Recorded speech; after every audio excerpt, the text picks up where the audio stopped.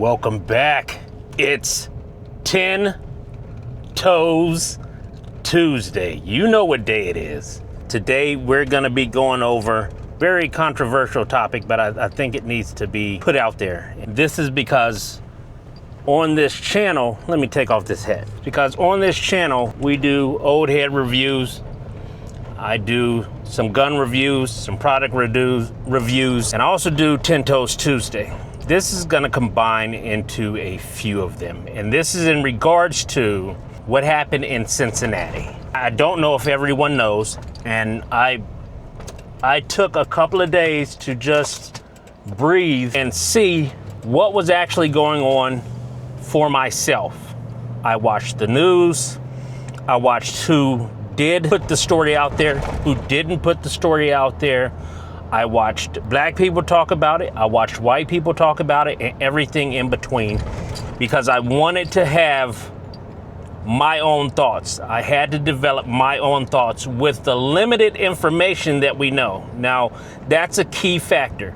We only know what we've been told, and I have my opinion on all of this. Now, some people may agree with me, some people may not, but you're entitled to your own opinion, and I respect that opinion. Before we go on, you know what time it is. That thummy thingy, if you could for me, hit it up or down, and if this is the content you like, keep watching until the end, please. That helps the algorithm as well. If you don't, clog off, keep pushing, no hard feelings. And with that out the way, let's go ahead and get started. So these festivals in Ohio, when it's summertime, they have a Jazz and Rib Fest, they have strawberry festivals, there's all different kinds. They even have like a sunflower festival. I've been to that. You can go and spend your money at, one of these festivals if you want to. Usually there's a lot of people, a lot of different backgrounds, a lot of different culture mixes and race mixes, because some of them blur the lines, but you get the picture. It's a lot of different people from around Ohio and in the country that come to these fairs and these little festivals and things like that. I don't know what particular festival this was. Apparently, from what the news and everyone is saying, there was a gentleman that was Russian. At least that's what a lot of people are saying, that he identified himself as Russian, and he was asking if he was looking for some blacks or someone to fight. He found what he was looking for. What's that the FAFO, fuck around and find out? Well, he fucked around and he found out. There's different stories that are going around, but apparently it was a group of black people and a couple Russian gentlemen, and the Russian gentleman slapped one of the black people, and that ensued a fight. And it was 5 or 6 people against one. I know of 2 people that got hurt. One was a Russian, and then there was a lady. I don't know if she was involved or not. From the video, it doesn't look like she was. It looks like someone a guy just came up and sucker punched her. So now we have the background slightly of this story. If the Russian gentleman did put his hands on that man, that should have been a one-on-one fight. That is self-defense. You are allowed to defend yourself, stand your ground, whatever you want to call it. But once the threat is no longer, it no longer becomes self-defense. 5-on-1, hard to prove self-defense, whether he started it or not. The lady, she looked like she just got mollywopped. So did the other guy. They got beat up pretty bad. My opinion right now, while I'm still looking into this, is the Russian gentleman who slapped, once he gets out of the hospital, take him to jail. People who were defending themselves, 4 of them should at least go to jail. They're still looking for people. I think there's been 3 arrests made, and they've been held on a higher bond A couple of them, well, one of them was let out on like $500 or something, from what I understand it. Let me know in the comments, that may not be true.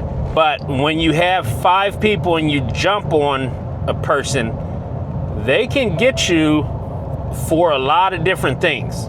It should have been a one-on-one fight, in my opinion. And I've been doing martial arts, street fighting, the handgun things for a long time. And I can tell you right now, just me, I don't want to use any of it, because I've gotten mollywopped and beat up before.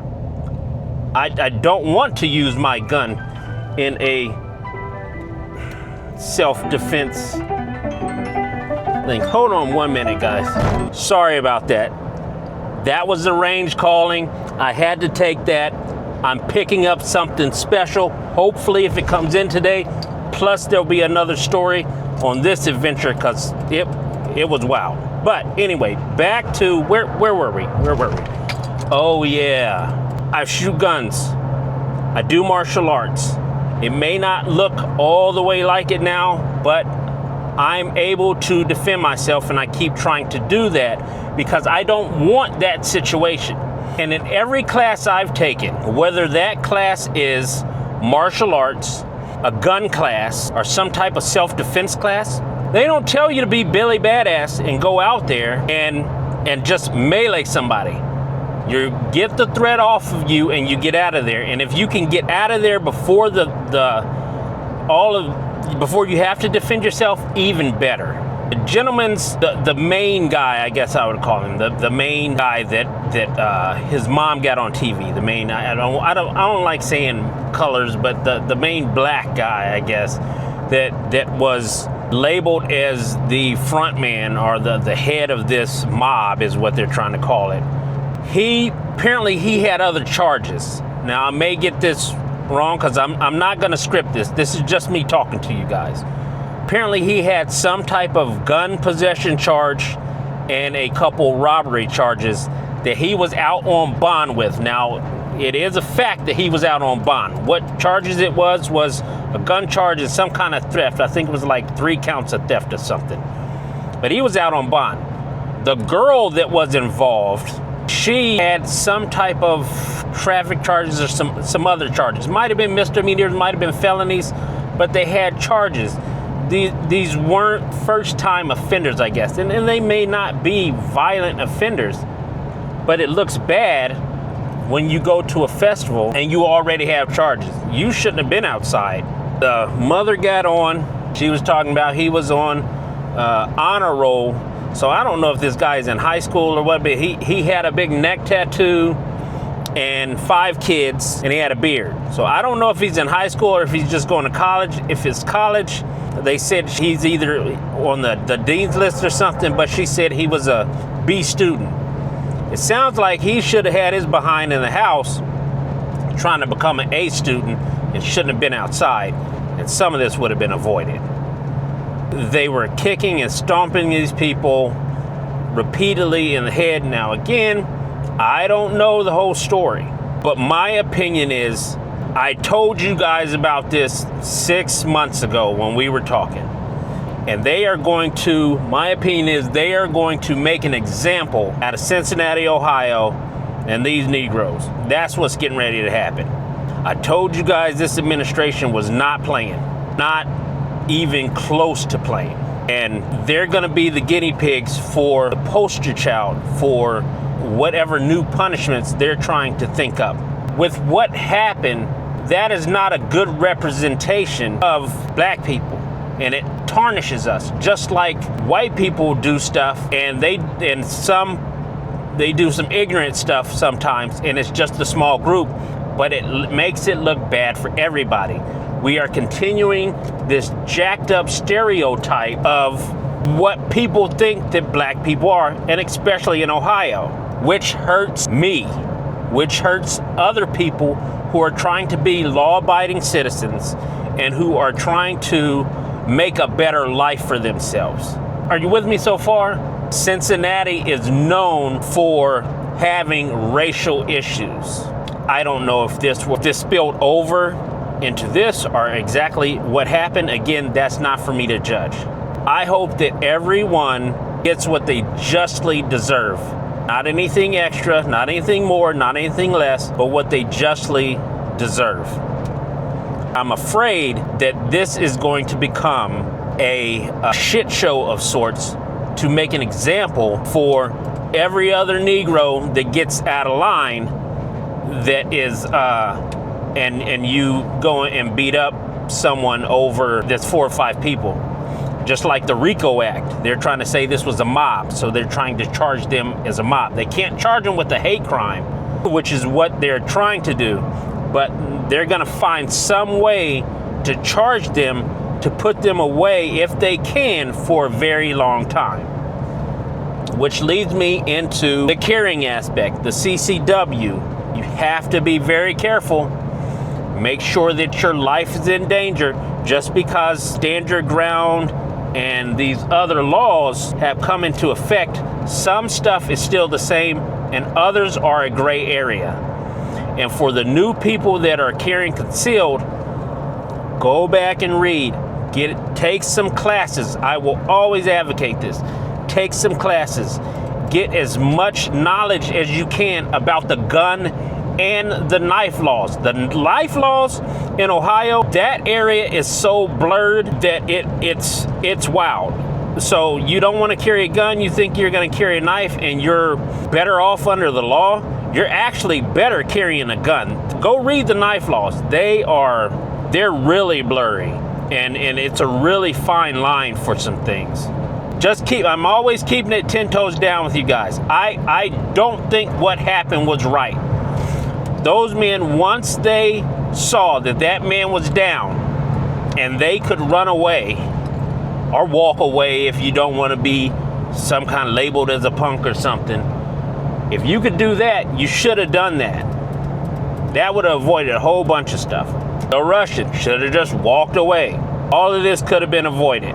Ego and everything will cause you to do stupid stuff that gets you a lot of years, and your family's gonna pay for it because you still need money in prison. You're gonna be calling your family to put money on your books. You're still affecting your family if you go away. And you're affecting your safety if you're not able to pay. I know I'm flipping back and forth, but for that CCW thing, be careful when you're carrying. You have to be in imminent danger. You have to, without a shadow of a doubt, make sure, if you can, that you fear for your life, that you will be able to explain this later on.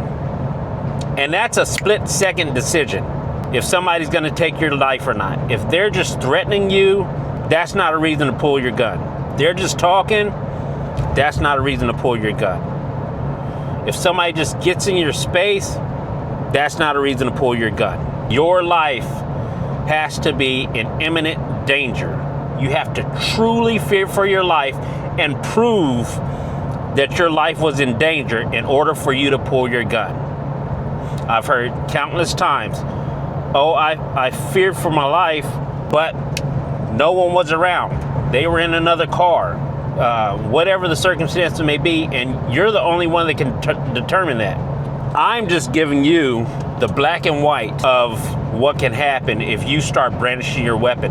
I think that's a high misdemeanor, low felony to brandish your weapon without using it just to show somebody that you have a gun. Don't do that. New gun owners, do not do that. That's crazy. You're either going to get hurt or you're going to find yourself in jail and then not be able to carry a gun. Please, Ohio people, be careful out here. It's getting crazy. Wherever you are, whatever state you're in when you're watching this, be careful. Act like you have some sense.